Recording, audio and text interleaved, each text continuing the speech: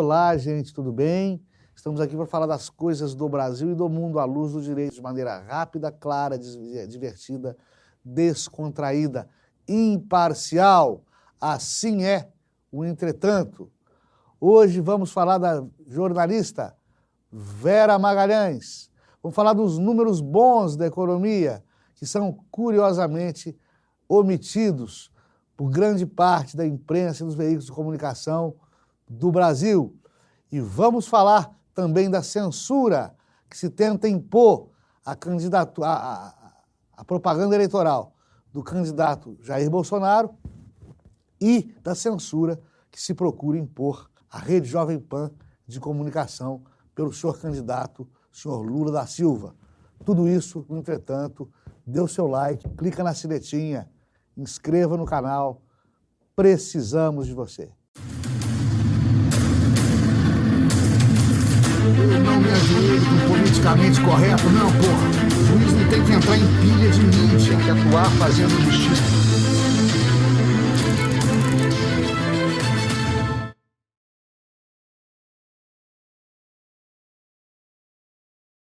Gente, eu tive recentemente na Europa, pós-pandemia na Europa, em eventos literários, divulgando minhas obras, palestrando. Pude ver que, apesar da coisa lá estar mais tranquila, a economia está muito mais em frangalhos do que a nossa. Até porque eles estão perto da Ucrânia em guerra. Estou indo aos Estados Unidos, no momento da gravação deste programa, estou indo aos Estados Unidos com o mesmo fundamento. Vou aproveitar para tentar estar presente na Assembleia da ONU, da Organização das Nações Unidas, que será, como tradicionalmente o é, aberta pelo presidente brasileiro, o presidente Jair Bolsonaro. Tentarei estar lá na terça-feira. É o próximo que vem. Bem, Estados Unidos está vivendo um momento drástico do ponto de vista econômico, preços quintuplicados, tudo mais caro, recessão, problema de desemprego, aumento de violência. Ou seja, os Estados Unidos, apesar de ser um país mais rico, está com mais problemas econômicos do que aqui. O que eu não consigo entender é por que não se divulga isso. Por que diabos só se divulgam coisas negativas do Brasil aqui dentro? E lá fora também. Porque a confraria internacional de desinformação. Depois vem dizer que é a indústria do ódio, gabinete do ódio, fake news, que a desinformação vem das forças conservadoras no poder. Não. Não vem, não. Vem de quem saiu do poder e está doidinho para voltar para o poder. O atual presidente da República é o único presidente da República que eu já ouvi falar na minha vida que é vítima de ditadura. Não conheço outro. Porque ele e o seu ministro da Economia, que eu não gosto do Paulo Guedes. Eu não gosto do Paulo Guedes porque eu sou classe média. Me atingiu. Eu estou pagando uma conta brutal por esse aquecimento e reaquecimento da economia. E a história me mostrou que conta paga pela classe média é conta cobrada na urna. É conta cobrada pela história. Mas, enfim, apesar das minhas ressalvas, o Paulo Guedes está me surpreendendo. E agora, se sabe o seguinte, além do Brasil ter diminuído a inflação, está tendo deflação, está aumentando emprego, está aumentando vaga no mercado de trabalho. O Brasil está menos deficitário do que estava 3 anos atrás. Se descobriu agora. 4º país do mundo em investimentos como captador de investimentos estrangeiros. Perdemos para China, Estados Unidos e Austrália. Estamos logo à frente do México. 4º do mundo como captador de dólares. Ninguém fala nada, porque se elogiar não pode, tem eleição, o atual presidente é candidato à reeleição. Então, para não beneficiá-lo, vão falar só nome, coisa ruim, número ruim dele. Falar de genocida, de morte, de machismo, de homofobia. Coisa boa esquece. Coisa boa esquece. Coisa boa abafa. É esse o papel da imprensa? É a imprensa dessa que você quer? O jornalista, gente, ele é um historiador do presente. Ele não pode deixar levar por ardores, não, humores e paixões, não. Tem cara que você não gosta, mas o cara faz coisa boa, o cara não é da sua ideologia, você tem que falar a coisa boa que ele fez, tem que enaltecê-lo, tem que elogiá-lo, pode até criticá-lo, mas com fundamentos. A imprensa ou menoscaba o trabalho da atual gestão do Executivo Federal, ou menoscaba ou diminui o mérito, ou não toca no que é positivo, enaltecendo só os problemas. Só os problemas. Isto é desinformação. Isso não tem outro nome, não. Porque do lado de lá não acontece isso. É tendencioso. Eu vou lembrar para vocês de 2 planos mortos do governo Lula durante a presidência do Lula da Silva. Que foi o plano de aceleração do crescimento, o PAC, e o Fome Zero. O PAC, ninguém mais falou. O PAC não deu em nada. O PAC foi artifício de retórica, foi ferramenta de campanha. Não acelerou crescimento nenhum, porque veio Dilma Rousseff e derrubou tudo. E o programa Fome Zero, o Rodrigo Constantino dissecou o Fome Zero em um dos seus saborosos livros, né? O programa Fome Zero gastava mais dinheiro com o programa do que dando de comer a todo mundo que tivesse fome. Tivesse chamado pela internet, por aplicativo de mensagem, na época não tinha, publicado edital, ó. Todo mundo vem aqui na porta do Palácio do Planalto, todo dia, pro resto da sua vida. Vai tomar café da manhã, almoçar e jantar de graça. Todo mundo que quiser vir aqui comer, vem comer. Se tivesse falado isso, gastava menos dinheiro que o Fome Zero. Porque, por incrível que pareça, come-se muito melhor hoje do que há 20 anos atrás, e na época do Lula já se comia muito bem. Já se comia muito bem. Não havia, o que há uma indústria da fome, como há uma indústria da seca, gente que vive às custas da tragédia alheia. Mas, há desnutridos no mundo inteiro, há gente pobre no mundo inteiro, e infelizmente há gente que passa fome no mundo inteiro. Mas os números são cada vez mais tímidos, mais alvissareiros, em prol da boa alimentação da população mundial, aí incluído o Brasil. E o Fome Zero gastava mais dinheiro que dava comida. Aliás, qual foi a última vez que você viu um pobre na rua, pedinte, mendigo, esmoler, como dizia antigamente, pedindo comida? Comida. Não acha. É muito difícil. O cara vai pedir dinheiro para comprar comida, que às vezes não é para comida, mas isso é outra história. Mas gente com fome na rua pedindo dinheiro. É claro que eu não moro no sertão do Piauí. Eu moro no Sudeste Maravilha. Mas esse Sudeste Maravilha, há 30 anos atrás, tinha muita gente pedindo dinheiro para comer na rua e hoje não tem mais. Como não tem mais, tem muito menos criança na rua pedindo hoje do que tinha 20, 30 anos atrás. O Brasil melhora a passos vistos, a olhos vistos. E melhora principalmente por iniciativa dos seus gestores e por adesão da sociedade a programas sociais que tendem a ser emancipatórios. O que é um programa emancipatório? Você ajuda o necessitado de maneira que, pouco a pouco, ele não vá mais precisar da sua ajuda. Não é o que acontece, por exemplo, com Minha Casa Minha Vida, com Fome Zero e talvez agora com Auxílio Brasil. Não são ideais de programas sociais, porque eles criam imposto de renda negativo. Ou seja, todo mês o Estado vai dar dinheiro para o cara, dar dinheiro para o cara, dar dinheiro para o cara. Compensa o cara pagar impostos? O cara pagar imposto que vai voltar para ele. Então para de cobrar imposto.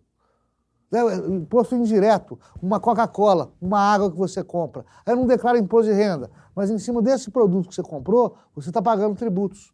Esse tributo vai voltar para você com prestação de serviço e com a tarifa negativa vai voltar para você como dinheiro. Não é um programa emancipatório. Agora, quando o Brasil alcança grandes e bons números, se calam. Por quê? Porque Jair Bolsonaro que está lá. Eu ainda vou entender qual que é o problema desse povo com Jair Bolsonaro. Não pode ser só a perda da boquinha. Não é possível. Tem alguma coisa por trás disso. E se eu souber, eu garanto para vocês, fica só entre nós, eu revelo o segredo. Quem é Vera Magalhães? É uma jornalista de política, comentarista política, competente, mas que peca por se esquecer de uns mandamentos do jornalismo mundial. O jornalista não deve intencionalmente virar fonte de notícia. Deve permanecer distante, alijado, frio, imparcial, documentando os fatos para a posteridade. Essa é a função do jornalista. Toda vez que ele vai para os holofotes como notícia, ele perde em credibilidade pública. Ele para de ter tráfego, de ter acesso dos bastidores do poder junto às suas fontes. Ou seja, ele não consegue mais informar os grandes furos de reportagem com a destreza de outrora. Então, o jornalista deve se manter equidistante do foco do problema que ele está reportando, longe dos acontecimentos que ele está retratando e distante das narrativas que ele está acompanhando e criticando. O jornalista, nesse ponto, deve ser como magistrado. E a dona Vera Magalhães, apesar de ser uma estupenda jornalista, ela comete essa gafe. Ela se deixa levar pela venalidade, de vez em quando, pelo nervosismo. Ela é da escola do William Bonner, a escola do beicinho, a escola da carinha de fúria, a escola da pergunta tendenciosa, da entrevista interrogatório, que nem eu faço com os meus réus criminosos. A dona Vera Magalhães é dessa escola. E nem por isso justifica ser agredida, verbal ou fisicamente. Não se agride dama, né? Meu velho pai falava, com muito acerto, que o homem que agride mulher, só agride mulher, é um covardão, né? E eu conferi isso a minha vida inteira, vi isso acontecer a minha vida inteira. Tem muita tristeza porque ele não sabe tratar a mulher como uma dama. Mas digamos que a dona Vera Magalhães testa a paciência do pessoal. Também não é legal aviltar, coibir, praticar violência contra jornalista e contra humorista. Me sinto muito mal quando isso acontece. O jornalista está manifestando opinião, mas é jornalista. Ele vive da opinião. E o humorista está praticando humor. O humor é transgressor mesmo. O humor vai ofender alguém. Vai chegar um momento, se começar com essa frescura, você vai poder fazer piadas de papagaio. Até aparecer um bendito de um defensor dos direitos papagaios. Aí não faz mais piada com ninguém. Então, me sinto muito mal quando eu vejo jornalista processado, jornalista preso, humorista, fizeram com o Danilo Gentili, humorista processado, jogaram ovo, fizeram com o Fábio Rabin, hostilizaram o Fábio Rabin e o stand-up comedy, o maior stand-up comedy do Brasil hoje, porque imitou Bolsonaro, imitou Lula. Enfim, não se faz isso com jornalista, nem com humorista. Ok? Desagradável que a Vera faz é bom jornalismo? Não. Mas não pode, um erro justifica o outro. Né? Vamos lembrar da Rosa Luxemburgo, famosa comunista. Ela dizia o seguinte, traída por Lenin. Rosa Luxemburgo dizia o seguinte, a liberdade de expressão, de pensamento, é principal e quase exclusivamente a liberdade de expressão do pensamento de quem eu não gosto, de quem é meu inimigo, de quem advoga teses que eu não concordo. Por quê? Não tem por que discutir liberdade de expressão de discurso agradável. de discurso que você concorda. Esse você ouve, como quem ouve a cantiga de niná. Você tem que respeitar o outro que te desagrada. É isso que falta, às vezes, por parte das pessoas. E entender que não basta tolerar. Norberto Bobbio traçava esse diferencial. Tolerar é tolerar quem é menor que você, quem é menos que você. Não basta tolerar, você tem que respeitar. E jornalista mais ainda, porque ele tem obrigação de revelar os dois lados da história, os dois lados das tendências de opinião. Estão querendo proibir agora Bolsonaro de exibir a primeira-dama, Michele Bolsonaro, da propaganda eleitoral dele. Não pode mais bandeira, não pode mais hino, agora não pode mais Michele Bolsonaro.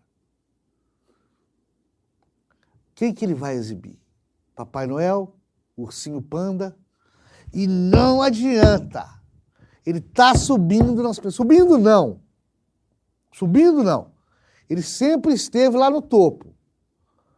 Eu disse aqui para vocês que as pesquisas estavam tendenciosas, maquiando os índices, e que ia chegando perto do dia do voto, não ia ter mais cara de pau para essa maquiagem, iam começar com essa historinha. Reviravolta. Ô, gente, eu falei isso aqui, recupera esses programas, por favor. Eu não sou oráculo de Delfos, não. Eu não sou nenhum adivinho, não.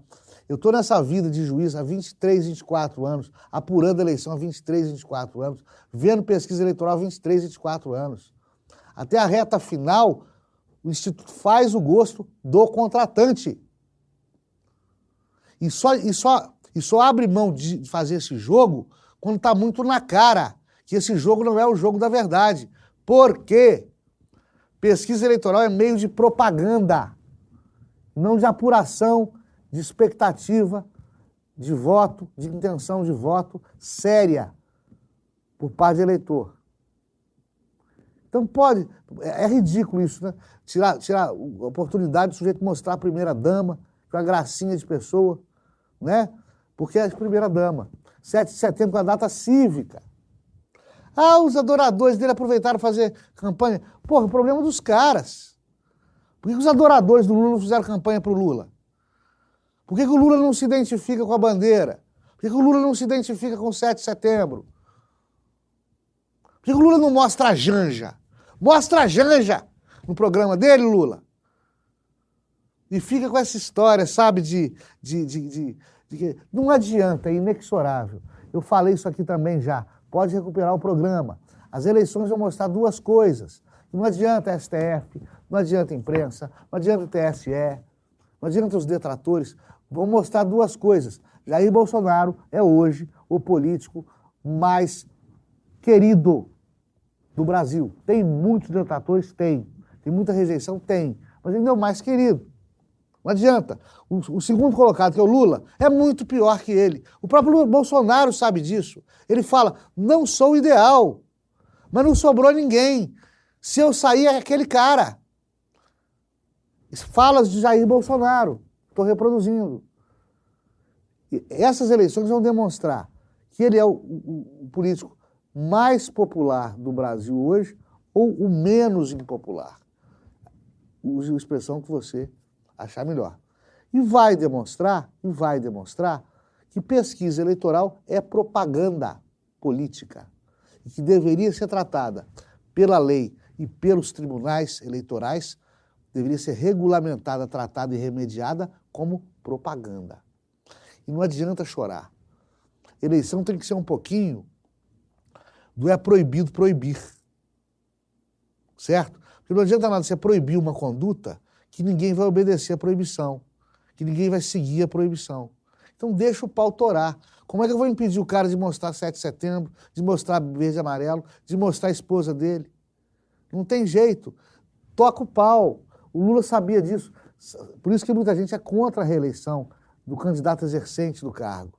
O Lula sabia que ia enfrentar o atual presidente da República. E foi pro pau. Sabia que ia ter Dia das Mães, sexta-feira 13, 7 de setembro, que o cara é popular. Tá reclamando do quê, Lula? Você não está na frente das pesquisas?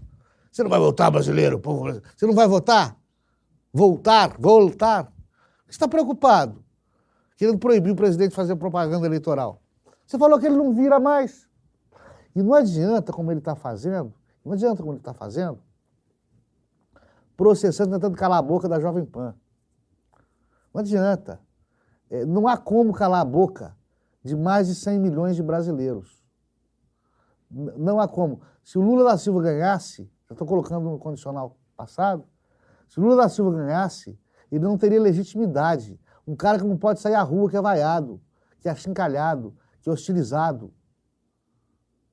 Lula da Silva não teria legitimidade para governar. Estou falando nem que seria governo bom ou governo ruim, não. Ele não conseguiria.